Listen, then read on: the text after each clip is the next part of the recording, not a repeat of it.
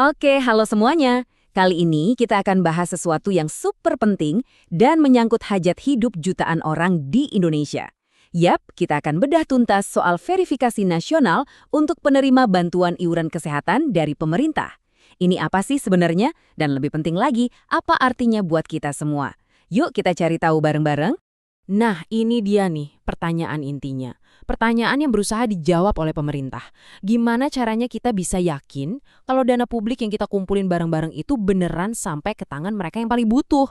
Ini bukan cuma soal efisiensi, tapi juga soal keadilan loh. Oke, biar gampang, kita akan bagi pembahasannya jadi 4 bagian. Kita mulai dari akar masalahnya, terus kita lihat solusi yang ditawarkan pemerintah, kita bedah rencana 2 tahapnya, dan terakhir yang paling penting, apa dampaknya buat kita di lapangan. Langsung aja kita mulai dari yang pertama. Jadi, kenapa sih harus ada verifikasi nasional segede ini? Nah, sebelum kita ngomongin solusinya, kita harus paham dulu nih masalah mendasar yang mau diselesaikan. Inti masalahnya sebenarnya simpel, data yang nggak akurat. Coba bayangin deh, anggaran negara itu kayak air yang ngalir di pipa. Kalau ada data yang salah, itu sama aja kayak pipanya bocor. Airnya atau bantuannya jadi nggak sampai ke tujuan. Nah, tantangannya adalah gimana caranya nambal semua kebocoran itu. Disinilah kita ketemu musuh utamanya, kesalahan data. Istilah teknisnya itu kesalahan inklusi dan eksklusi. Gampangnya gini deh, kesalahan eksklusi itu artinya orang yang mestinya dapat bantuan, malah nggak terdaftar. Sebaliknya, kesalahan inklusi, orang yang seharusnya nggak berhak, malah masuk daftar penerima. Dua-duanya kan jelas jadi masalah besar buat rasa keadilan sosial ya. Nah, ngelihat masalah data ini, pemerintah tentunya nggak tinggal diam dong. Mereka langsung meluncurkan sebuah solusi berskala nasional yang dirancang buat ngeberesin masalah ini langsung ke akarnya.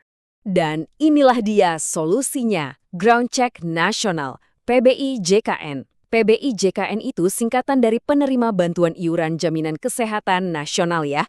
Tujuannya simpel, ngecek langsung ke lapangan siapa aja yang beneran layak dapat bantuan.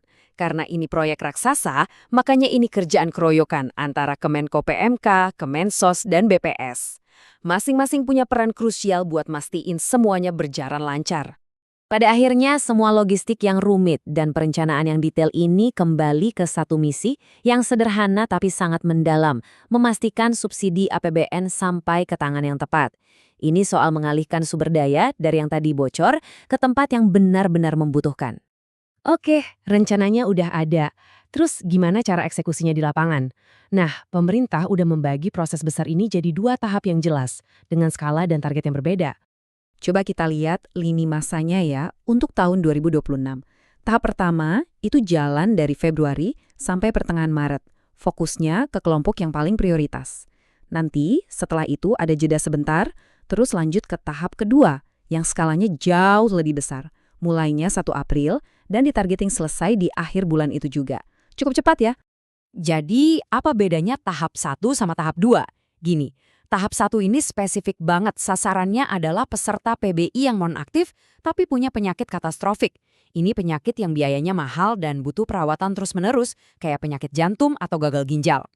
Nah baru, setelah mereka semua terdata, tahap 2 cakupannya diperluas untuk mencakup jutaan peserta PBI nonaktif lainnya. Coba deh kita lihat angka pertama ini, 106.153. Ini bukan cuma statistik loh ya.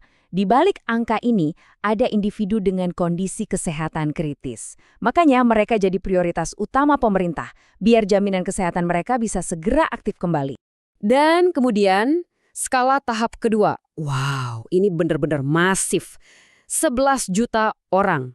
Angka ini nunjukin betapa serius dan besarnya komitmen pemerintah buat memvalidasi data penerima bantuan di seluruh penjuru Indonesia.